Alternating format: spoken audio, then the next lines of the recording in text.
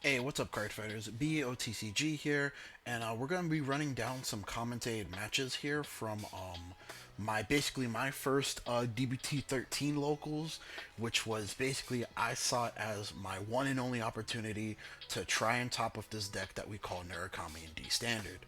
So we're going to pitch Eternal Thunderbolt here to ride up into the Grade 1 Red River Dragoon. And we're playing against OMINAGRUZIO here, so he's going to pitch a crit and then I activate the Crow here. Whiffs on getting a grade 3 OMINAGRUZIO, so he is going to Soul Charge 2 here. Soul Charges a Perfect Guard, and I believe the second one was a trigger that he didn't have already. So he'll swing for 8 here, we take it, he gets a draw trigger, and we damage an Eternal Thunderbolt. We're going to pitch a Rising Phoenix for turn here, and then activate the grade 1, grabbing an Eternal Thunderbolt. So we already have 3 outside of our deck.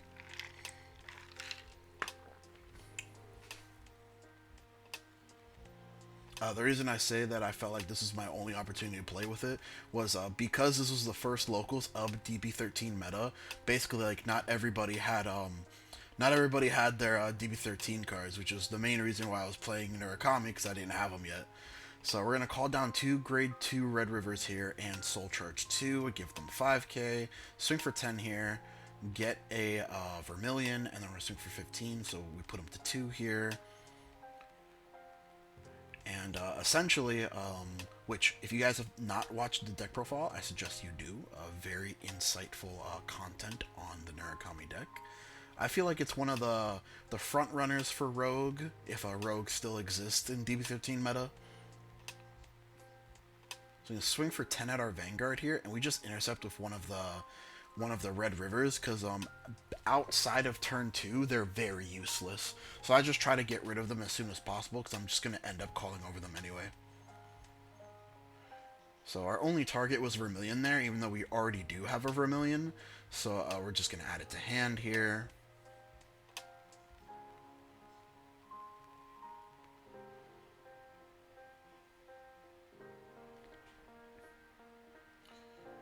Let's see what we do here. Call down a Death Scythe. Doesn't look like we have Hammer Core Dragon yet.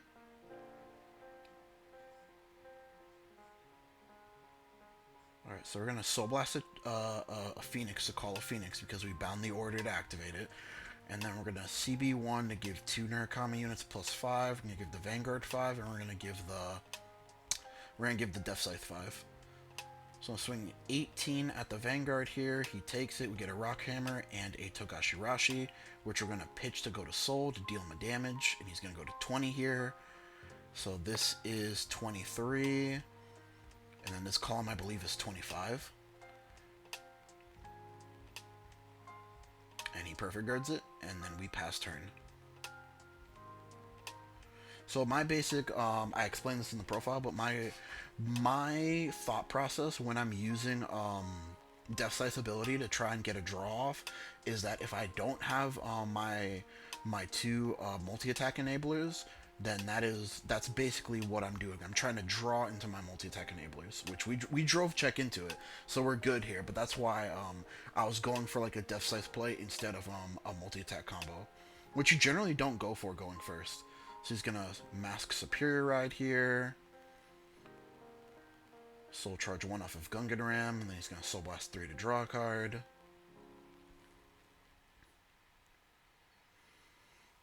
So basically, when we check a heal or crit defensively, we won't get the 10k.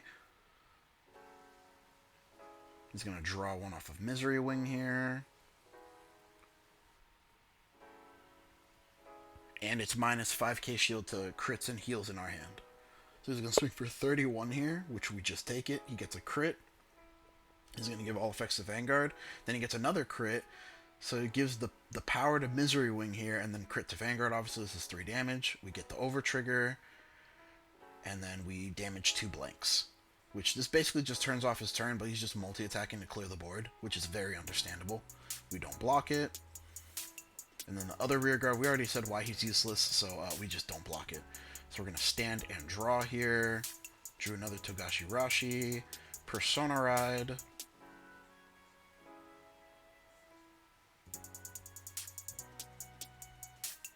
And it takes me a little bit while to think because this is my first time actually playing the deck outside of test hands. I believe we committed yeah, that's Rough Hammer Dragon there. And we're gonna call another one of that grade 2. Soul Charge 1 gives itself 5. Then we're gonna pop Phoenix to give 5 to the Rough Hammer Dragon. And then we're gonna activate the order from drop. And we're gonna Soul Blast 2 to get 2 Phoenixes on board.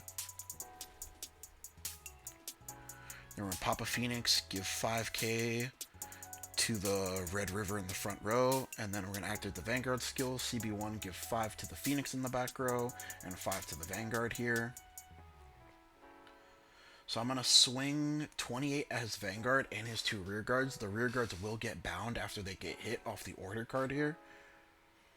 So we get another Persona right here, and we don't heal, but we're going to give power to the Red River.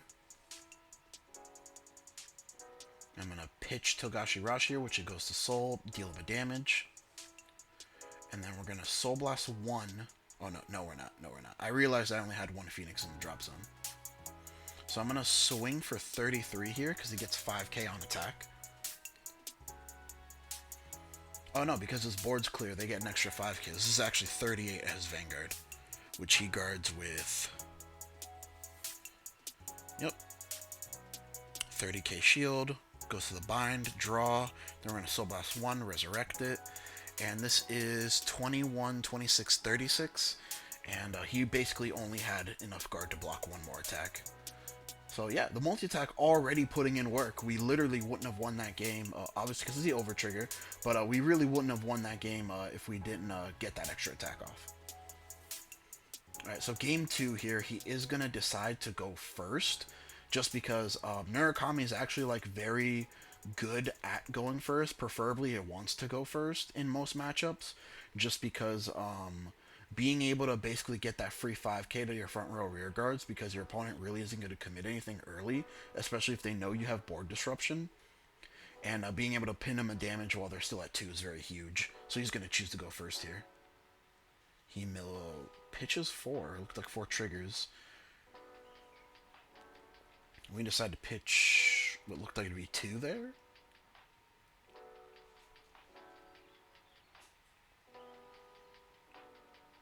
Also, to be fair, my opponent didn't have the new grade 2 for OMINAGRUZIO from set 13, so you know, you also have to factor that in. That it's OMINAGRUZIO generally doesn't like it when you pick apart his board, but because he doesn't have that grade 2 that's basically like converts itself into 2 cards on board, it's easier for me to just deal with what he puts out on board. So we're going to pitch Eternal Thunderbolt here, draw for going second. Don't have anything else, so we're just a jam for 3 or 8. And we get a crit here, he gets a heal and then the mask. Obviously he won that inverse order. He's going to pitch a draw trigger here and then soul a crit off the grade 2 of the ride line and then get our draw. He's going to call Skull Chemical here, Soul Blast a crit, get a Dragon Tree marker, and get a mask.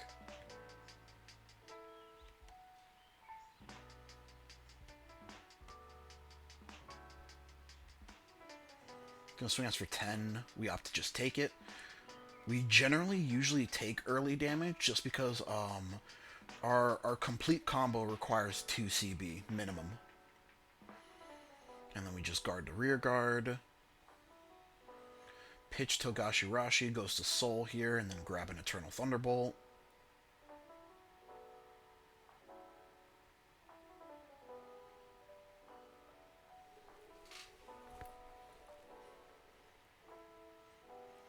And then call a grade 2 Red River here, Soul 1, give itself 5 for the turn. And that's all we have, so we're going to jam for 10 here. He blocks with a front trigger, and then we're going to jam for 15. He takes it and gets a front. Passing turn. He's going to pitch a grade 3 OMINAGRUZIO here. Top 5, get the mask OMINAGRUZIO, which is very good.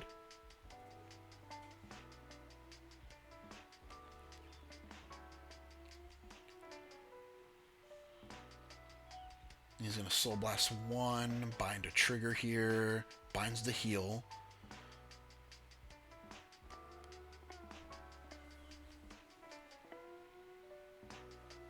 Activate Mask here, top 5 for a Mask unit or a Dragon Tree unit. Whiffs. Then he's going to do the Superior... Well, it won't be a Persona Ride, but he'll do the Superior Ride here. I'm guessing? No. Doesn't decide to do Superior Ride here. He's going to Soul Blast through a draw card. And he's just going to jam for 13. My heals don't give me a 10k on damage checks, but that's the only thing relevant here. So we're going to guard for 15 here. He gets more combo pieces, and he can swing a rear guard and just damage deny us here, which is not a bad thing, but we generally don't go for the... Just because it's like way weaker without the Persona Ride, we generally don't go for our multi-attacks until turn 4. So we grab Persona Ride here, which is like one of our key pieces to enabling our multi-attack combos.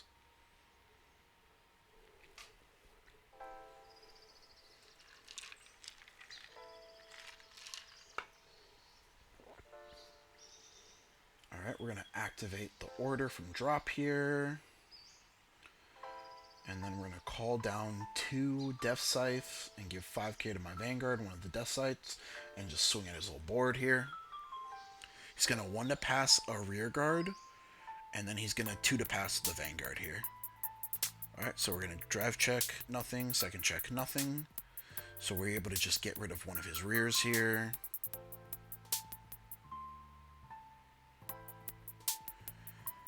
Deal them a damage, he heals, so that power's going to go to the Vanguard, so our rears can't hit the Vanguard anymore. So what I do here is I was trying to see if there was a way I can get the draw off, or like more than one draw off, but there really wasn't. So I try to swing at the rear here with the Death Sight that's not boosted, so it's just 10k at the rear. He guards it, and instead of just going for the pop, I decided to swing at it again, just to try and see if I can garner more shield out of his hand. Just going to Persona Ride here, grab a copy of Persona Ride. Activate Effect here, get a crit in there, so he has a heal and a crit and bind right now. So those won't activate the 10k on damage checks. And he's going to go for the Superior Ride here. He won't get Persona, but it does activate his Vanguard's restand ability. It's going to draw 1 here. He's going to remove from the game the regular Omnia and grab a draw trigger here. Soul Charge 1, Soul Charge with the Mask, and then he made a slight misplay here. And he went for the Soul Charge, and that was the last mask in his deck, so he missed basically additional card in his hand.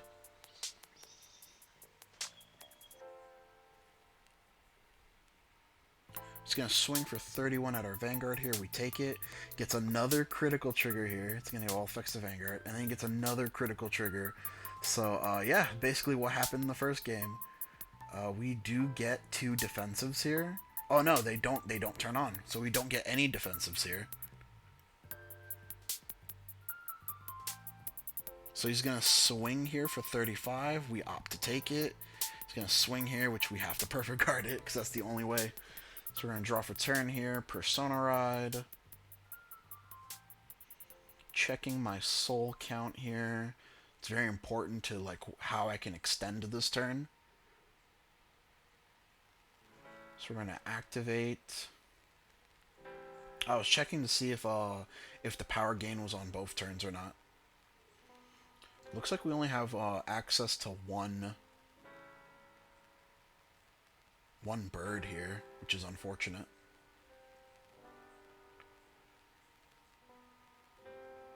But I do believe we just decide to like overextend here because there's no way I live. Yeah, we decide to overextend here. I'm gonna give 5k to the heal. Then I'm gonna call over Death Scythe here. Gonna swing for 28 at his front row.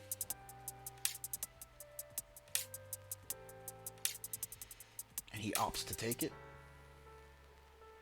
First check is a draw trigger.